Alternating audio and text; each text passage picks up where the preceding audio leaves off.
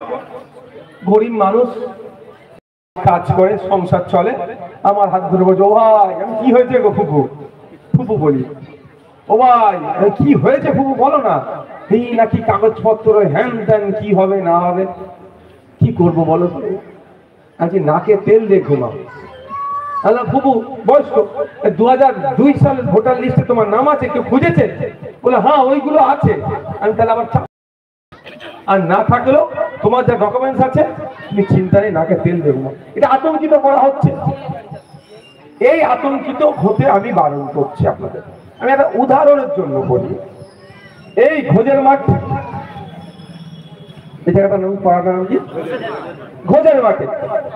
এখন তো আমাদের এখানে পালোয়ান লোক আছে, আমরা জানি ঘোজের মাঠে পালোয়ান লোক আছে, কোথায় গেল সব আছে পালোয়ান লোক, আমি জানি পালোয়ান লোকই দিয়ে বলি।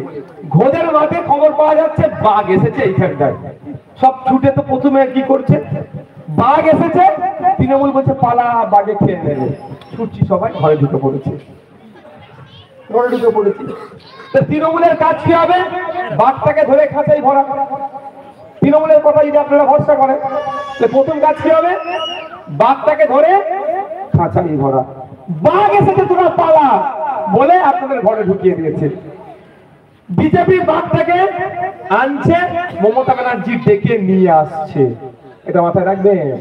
এই যে এসআইআর যেটা বলছে, এ একই ভাবে রাজ্য সরকার এর সাথে যুক্ত। যতই চিৎকার করুক না কেন, এই মিডিয়ায় ভিডিও হচ্ছে, এআই এর মধ্যে একটা ভিডিও আবার মমতা ব্যানার্জির কাছে পৌঁছাবে। নটোরিয়াস ক্রিমিনালের কাছে যাবে কি বলতে পারবো না, কিন্তু মমতা ব্যানার্জির কাছে যাবে। আমি একদম ভালো করে জানি কার ভিডিও যাবে বলতে পারছি না, কিন্তু যাবে। ঠিক আছে, তাহলে আমি যদি ভুল বলি আমাকে ছেড়ে দেবে, না ভুল বলে না ভুল করে মামলা খেয়েছি আমি। যদি ভুল করি কি করবে গো, কটা দেবে? বুঝতে পারছো? আর আমি আজ পর্যন্ত ভুল কথা বলিনি।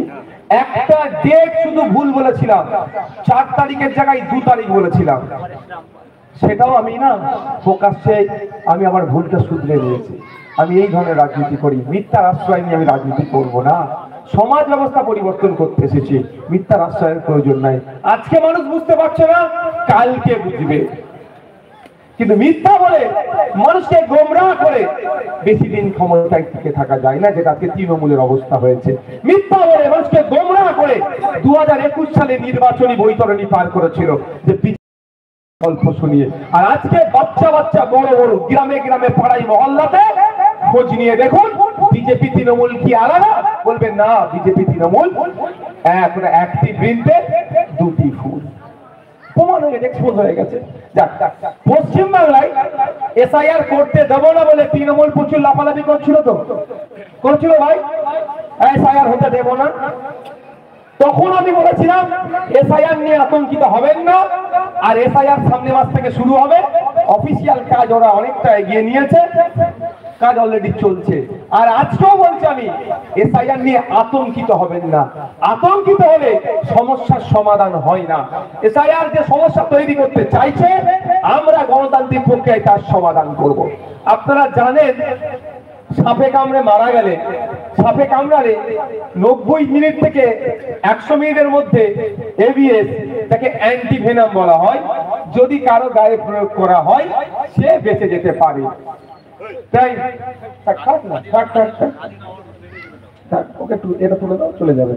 90 মিনিট থেকে 100 মিনিটের মধ্যে অ্যান্টিভেনাম শরীরে প্রয়োগ করলে সে লোকটি বেঁচে যেতে পারে।